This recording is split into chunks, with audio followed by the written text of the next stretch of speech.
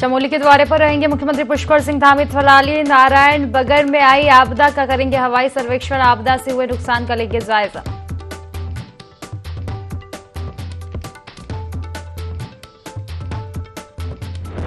अंतिम दौर में बागेश्वर उपचुनाव के लिए प्रचार। मुख्यमंत्री पुष्कर सिंह धामी गरुड़ में प्रत्याशी के पक्ष में करेंगे रोड शो। रामलीला मैदान में जनसभा भी करेंगे संबोधित।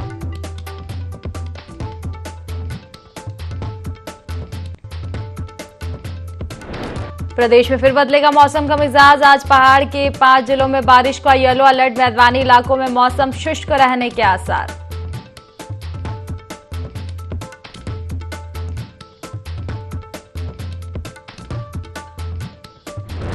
और उत्तराखंड के 3 जिलों में डेंगू के 22 मरीज मिले। अब तक सामने आ चुके हैं 746 मामले। स्वास्थ्य विभाग ने सभी सीएमओ को डेंगू मरीजों के लिए अलग अलग से वार्ड और प्लेसमेंट की उपलब्ध कराने के दिए निर्देश।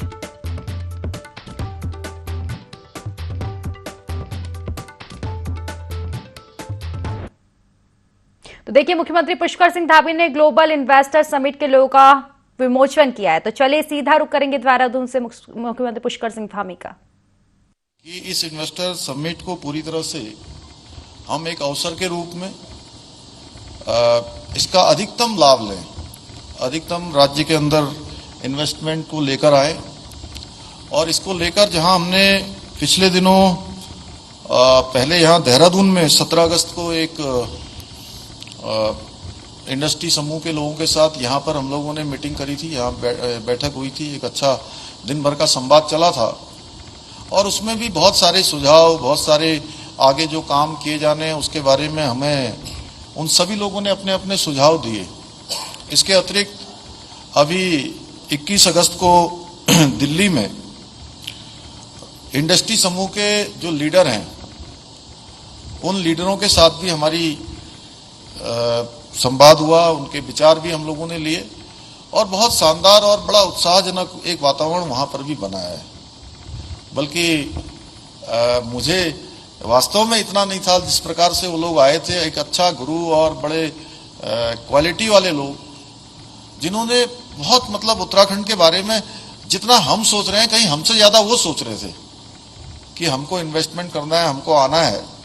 उसका इतना सकारात्मक माहौल कि अभी ये मेरे साथ आ रहे थे श्री सिद्धार्थ, तो ये कह रहे थे कि एक वो रह गए कोई, उस दिन वो कहीं बाहर गए हुए थे, किसी आउट ऑफ कंट्री थे, तो वो कह रहे थे कि हम नहीं आ पाए उसमें, उस समूह में हमारा समूह नहीं प्रतिभाग कर पाया, तो उनके लिए आप अलग से एक दिन समय दे दीजिए, वो भी आपसे मिलना चाहते हैं। तो पांडे जी आप उनको भी देख लेंगे। तो इस प्रकार की लोगों के मन में एक जिज्ञासा भी है और एक जो है आने का आकर्षण भी है। तो आप लोगों की भूमिका बड़ी महत्वपूर्ण इसलिए हो जाती है कि अब इसमें बहुत सारी चीजें लिखी जानी होंगी, आगे बहुत सारे लोगों को बताया जाना होगा और बताने का काम, उनको पढ़ाने का काम, उनको कहीं ना कहीं इधर लाने का काम भी बहुत बड़ा महत्वपूर्ण काम आपके माध्यम से होना है। जैसे हमने कहा कि इंडस्ट्री समूह के सारे लोग जिनकी इंडस्ट्रियां यहाँ चल रही हैं वो सारे लोग हमारे ब्रांड एम्बेसडर हैं और उनको ब्रांड एम्बेसडर मानते हुए हमने कोशिश करी कि उनके साथ जितने भी हमारे संवाद हुए हैं उन संवादों में जो भी बातें उनके द्वारा रखी गई उसमें 99% बातों को हमने कहीं ना कहीं समाधान किया है या उसके लिए उस चीजों को आगे बढ़ाया है और उनके अंदर पूरा एक संतुष्टि का भाव भी आया। उद्योग समूह के लोगों के साथ उद्योग मित्र की हमने बैठक पिछले दिनों रुद्रपुर में भी करी थी, कुमाऊं गढ़वाल चैम्बर्स वालों के साथ भी संवाद किया था। तो उन्होंने पूरी तरह से माने कि एक सकारात्मक माहौल प्रदेश के अंदर निवेश को लेकर और प्रदेश के अंदर नए इन्वेस्टमेंट को लेकर लोगों में बना है। और एक बड़ी संख्या में मैं आपको बताऊं कि जो उद्योग हमारे यहाँ पहले से स्थापित हैं उन उद्योग समूह के लोगों ने भी हमको कहा है कि हम अपना ही एक्सपेंशन कर देंगे और वह भी मुझे लगता है कि 15 से 20 हजार करोड़ के बीच का होने वाला है और वो बहुत आसानी से करने वाले हैं। उनके लिए हमने बहुत सारे नियमों का प्रावधान भी किया है, बहुत सारी नीतियों में संशोधन भी किया है, नई नीतियों को भी हम लेकर आए हैं। यानी कि हेतु हमारा है कि हर प्रकार से राज्य के अंदर उद्योग आए। जैसे संधू साहब ने कहा कि उद्योग आएंगे तो जो हमारे प्रदेश के अंदर रोजगार की दृष्टि से भी और राजस्व प्राप्ति की दृष्टि से भी और देश की तरक्की में भी एक बड़ा योगदान हम राज्य के अंदर से दे पाएंगे। अभी 2 दिन पहले जो एक आंकड़ा निकला है रोजगार सृजन की दृष्टि से भी हमारा राज्य हिंदुस्तान के दूसरे नंबर के राज्यों में शामिल हुआ है। ये हम सब लोगों के लिए एक उत्साहजनक है कि इस प्रकार से आंकड़े आ रहे हैं और भारत के हर क्षेत्र में आज उत्तराखंड का नाम कहीं ना कहीं आ रहा है। और हिमालयन राज्यों की श्रेणी में तो हम पहले नंबर पर अभी आए विकास सूचकांक की तैयारियों में, दूसरे नंबर पर आए हैं और देश के अंदर हम 8वें स्थान पर आए हैं। इसी प्रकार से अभी कर्तव्य पथ की जब परेड हुई थी उस परेड में हमारी झांकी पहले नंबर की झांकी आई। तो अब बहुत सारे ऐसे स्थान हैं जिसमें हमारा नाम पहले नंबर पर आ रहा है। डेस्टिनेशन के बारे में सभी जानते हैं कि उत्तराखंड का हर एक क्षेत्र डेस्टिनेशन है। आप जिधर चले जाइए उधर आपको डेस्टिनेशन दिखाई देगा। फिल्म फेस्टिवल में मैं एक दिन गया था तो वो कह रहे थे कि हम फिल्म की शूटिंग कहाँ कहाँ कर सकते हैं, तो मैंने कहा आपकी नज़र जिधर को जाएगी आपको उधर ही फिल्म के शूटिंग के लिए स्थान मिल जाएगा। यानी कि हर जगह डेस्टिनेशन है। ये प्रकृति द्वारा प्रदत्त है, भगवान के द्वारा प्रदत्त है। जहाँ ये वनों से आच्छादित है, पर्वतों से आच्छादित है, उसी के साथ साथ गंगा जैसी पवित्र नदियाँ, यमुना जी जैसी पवित्र नदियाँ यहाँ से निकलती हैं। महाकाली से लेकर शारदा, गोमती, सरयू, अनेकों 12 महीने लगातार प्रभावमान रहने वाली जो नदियां हैं। तो लोग यहाँ शांति की खोज के लिए, यहाँ पर वेलनेस के लिए, यहाँ पर वेल्थ के लिए और वेल्थ के साथ साथ हेल्थ के लिए और उसके साथ साथ उद्योग के लिए भी अब उसको प्राथमिकता में ले रहे हैं। क्योंकि हमारे पास 6000 एकड़ का यहाँ पर हमने एक लैंड बैंक बनाया है और उसमें और भी अभी हम बढ़ोतरी करने वाले हैं। तो बहुत सारे बड़े बड़े समूह वो हमसे लगातार संवाद भी कर रहे हैं, लगातार उनके साथ हमारी मीटिंगें भी रखी गई हैं और देश के विभिन्न उसमें जाएंगे।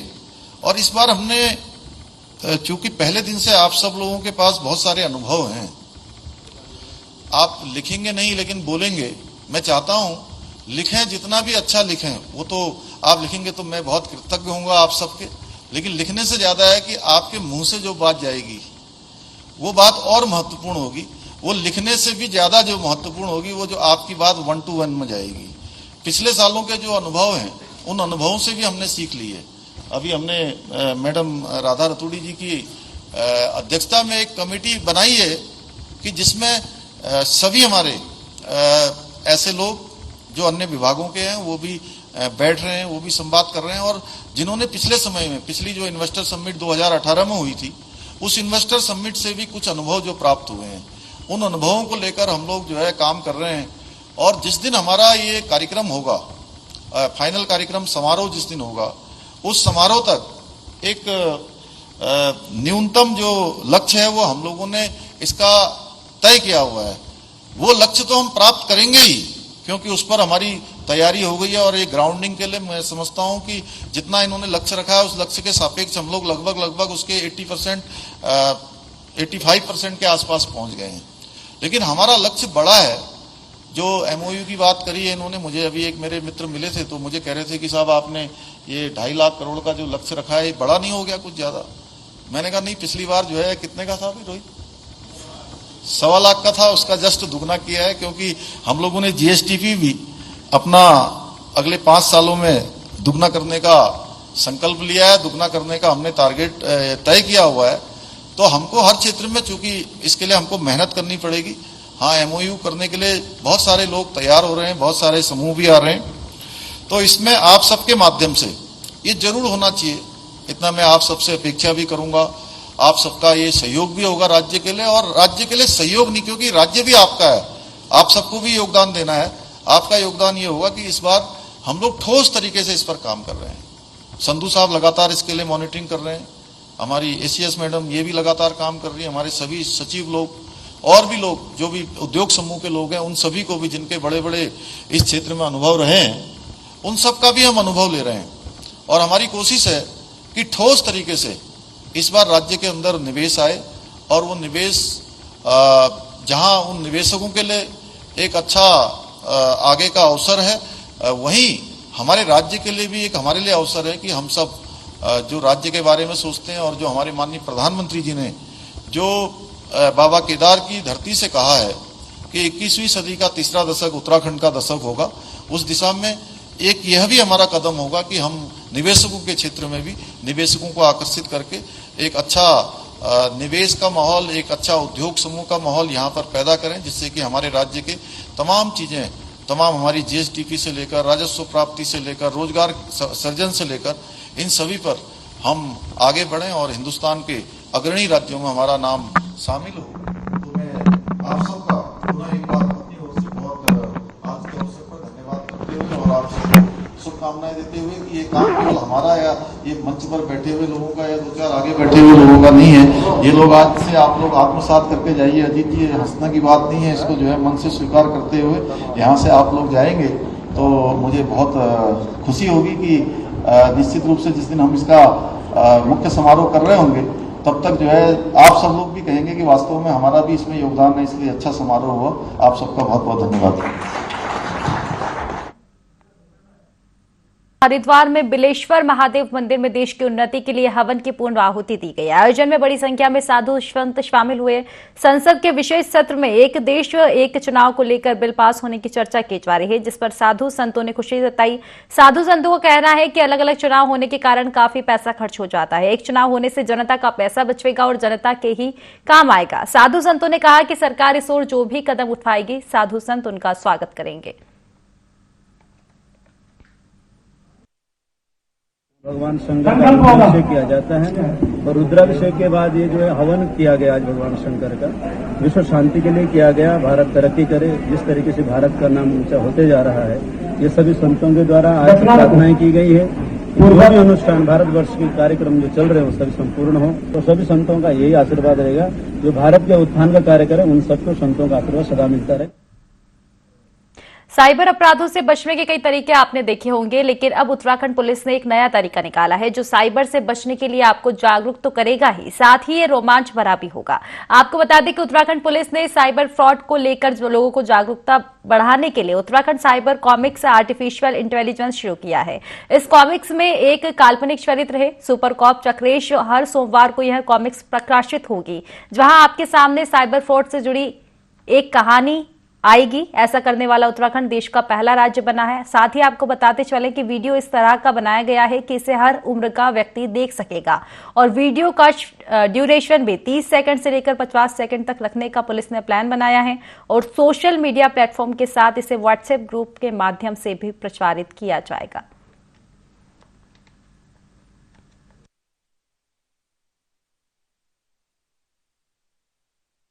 जो आर्टिफिशियल इंटेलिजेंस का माध्यम से जो कॉमिक्स बुक्स जो है, इसमें विभिन्न प्रकार का जो साइबर क्राइम जो पब्लिक के साथ हो सकता है उसका पब्लिक अवेयरनेस करते हुए, ऐसा कुछ अपराध उनके साथ घटित हो गया तो फिर उसका कैसा रोकथाम कर सकते हैं, तो उसको क्या करना है उनका जो, क्योंकि हमने ये देखा है कि जैसा आम जनता तक हमें पहुंचाने के लिए विभिन्न जो हम प्रयास कर रहे हैं, उसमें एक प्रयास है जो कार्टून का माध्यम से 30 सेकेंड्स 40 सेकेंड्स का क्लिप का। अब ज्यादातर मोबाइल जो है और इस टेक्नोलॉजी में बच्चे बहुत जल्दी जुड़ जाते हैं, उनका एक अवेयरनेस क्रिएट करने के लिए भी ये एक अच्छा सक्सेसफुल मेथड है।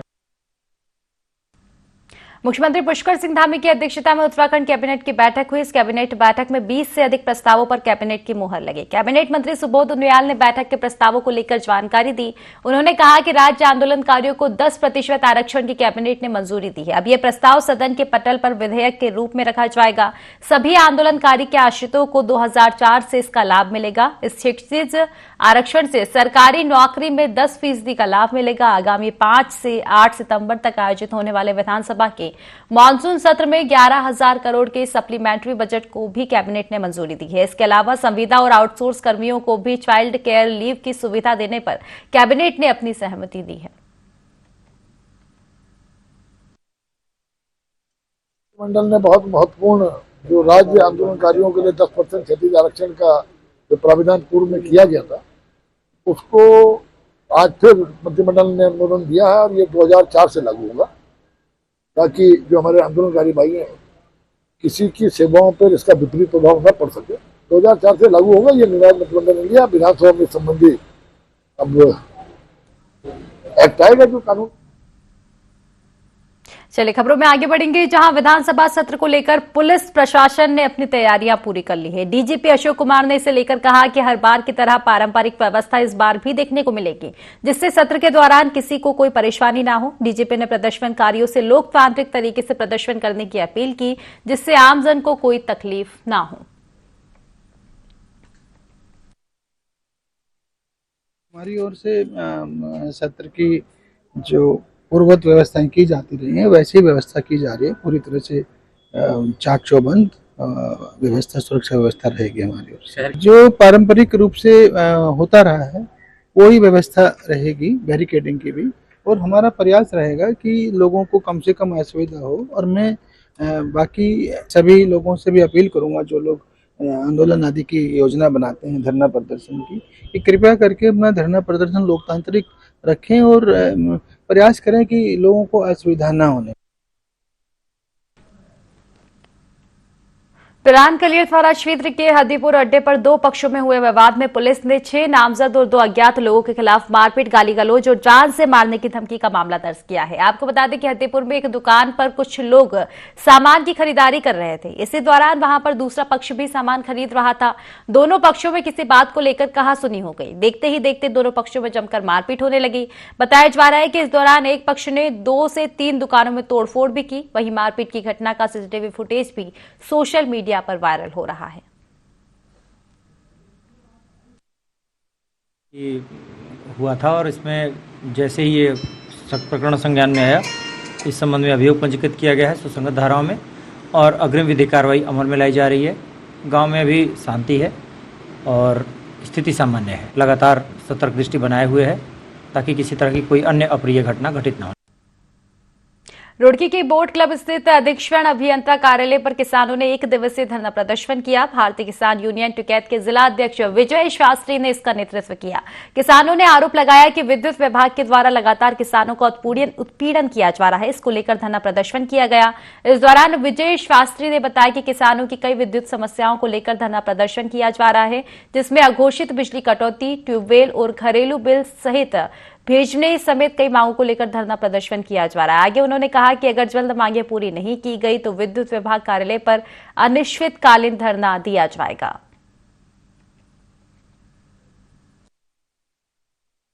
मेन धरना चला गया किसानों की समस्याओं को लेकर 40-42 दिन से एसडीएम कार्यालय पर चला गया।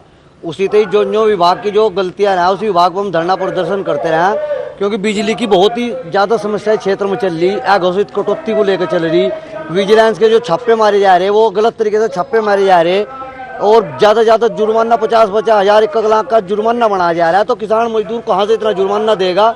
और ये जो बिजली की समस्या है ना, उन्होंने लेकर आज यहाँ शिकायत लेकर धरना प्रदर्शन किया गया। आज ये 1 दिवसीय धरना प्रदर्शन में आएगा। अगर बिजली की समस्या का समाधान नहीं होगा तो जल्द ही फिर यहाँ निश्चितकालीन धरना चल। मुख्यमंत्री पुष्कर सिंह धामी ने 1 सितंबर खटीमा गोलीकांड की 29वीं बरसी के अवसर पर नगर के मुख्य चौराहों पर स्थित शहीद स्मारक में गोलीकांड में शहीद हुए राज्य आंदोलनकारी के प्रतिमाओं का अनावरण किया। इस अवसर पर मुख्यमंत्री के साथ रक्षा राज्य मंत्री अजय भट्ट ने भी शहीद आंदोलनकारियों को पुष्पांजलि अर्पित की। मुख्यमंत्री ने उपस्थित जनसमूह को संबोधित करते हुए कहा कि हमारा लक्ष्य है कि हम राज्य निर्माण के लिए अपनी शहादत देने वाले शहीदों के सपनों को सच करने वाले उत्तराखंड राज्य का निर्माण करें और हम इसके लिए लगातार काम भी कर रहे हैं। यह हमारे लिए गर्व की बात है। आज हम राज्य निर्माण के लिए अपनी आहुति देने वाले शहीदों को सम्मानित कर पा रहे हैं।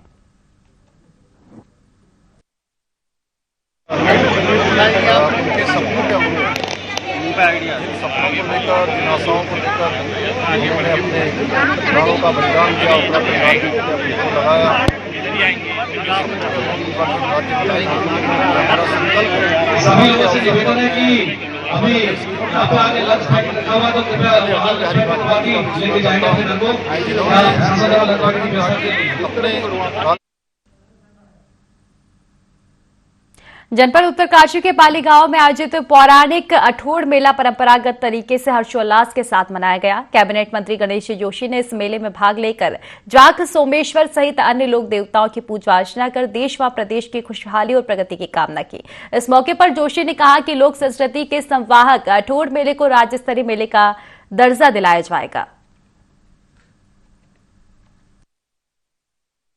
मेला हमारे सोमेश्वर देवता का है। तो अब तो मतलब पहले से होता है हमारे सोमेश्वर देवता का। हमारे सोमेश्वर देवता पहले मतलब भिडाल को बोलते हैं कि पहले भिडाल था, बोल सोमेश्वर देवता मतलब ऐसे बोलते हैं कुछ, उस चक्कर से ये मेला होता है हमारा। मेले हमारे संस्कृति के वाहक होते हैं। हमारी संस्कृति को जिंदा रखने के लिए इस प्रकार के मेलों का आयोजन होना बहुत जरूरी है।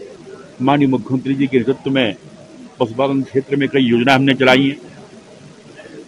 मैं उसके लिए यहाँ के लोगों से बातचीत करके, ताकि हमारी परंपराएं समाप्त न हो, क्योंकि किसी भी समाज की पहचान उसकी सांस्कृतिक विरासत से होती है और सांस्कृतिक विरासत को जिंदा रखने के लिए इस प्रकार के आयोजनों का होना बहुत जरूरी है। इस अवसर पर एक मांग की गई कि उसको राज्य मेला घोषित किया जाए। मैंने उसकी भी घोषणा की है। माननीय मुख्यमंत्री से बातचीत कर 5 साल में एक बार बहुत बड़े स्तर पर यह मेला होगा और उसको राज्य मेला घोषित किया जाएगा। उत्तराखंड के राजनीतिक गलियारों में इन दिनों यमकेश्वर से बीजेपी विधायक रेणु बिष्ट का सोशल मीडिया पोस्ट तेजी से वायरल हो रहा है, जिसमें वह अपनी ही पार्टी पर सवाल खड़े करते हुए नजर आ रही हैं। इस पर विधानसभा अध्यक्ष रितु खंडूरी ने अपनी प्रतिक्रिया दी है। उन्होंने कहा कि रेणु बिष्ट से पहले वह 5 साल यमकेश्वर की विधायक रही और उनसे पहले 15 साल तक विजय बर्थवाल। इस दौरान सड़क, बिजली, पानी सभी के लिए पूरा प्रयास किया गया। उनका बयान निजी मत हो सकता है।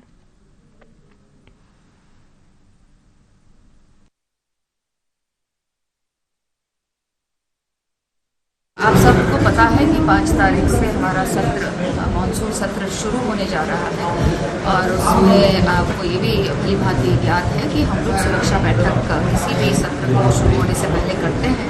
तो उसी के तहत ये आज बैठक हुई है और सारे अफसरान यहाँ पहुँचे थे और उनसे किस तरह से सुचारू रूप से हम अपना सदन चला पाए, अपना सत्र चला पाए, साथ ही साथ आम जनता को किसी प्रकार का कष्ट ना हो, दिक्कत ना हो, इस पर हम लोगों ने आज विचार किया और उसके बाद मैंने निर्देशित किया है कि सुचारू रूप से हमारा सदन चले। इसके लिए हम लोग सब प्रयासरत रहें और साथ ही साथ जनता को जो ट्रैफिक में इश्यूज होते हैं वो कम से कम मिनिमम हो, इस पर हम लोगों ने आज बातचीत की। विधानसभा में महत्वपूर्ण बैठक का आयोजन किया गया। इस बैठक में अधिकारियों को अहम निर्देश देते हुए विधानसभा स्पीकर रितु खंडूरी ने कहा कि हर विधानसभा सत्र से पहले सुरक्षा को लेकर बैठक की जाती है। विधानसभा स्पीकर ने कहा कि इस दौरान समस्त विभागों के अधिकारियों को बैठक में बुलाया गया था ताकि विधानसभा में बैठकें सुचारू रूप से चल सके। इसके साथ ही जनता को कोई तकलीफ न हो, इस पर भी विशेष निर्देश दिए गए हैं। तो देखिए, इस बार ट्रैफिक की वजह से जनता को कोई तकलीफ ना हो, इसको लेकर भी दिशा निर्देश इस बैठक में दिए गए। काफी अहम ये बैठक रही है।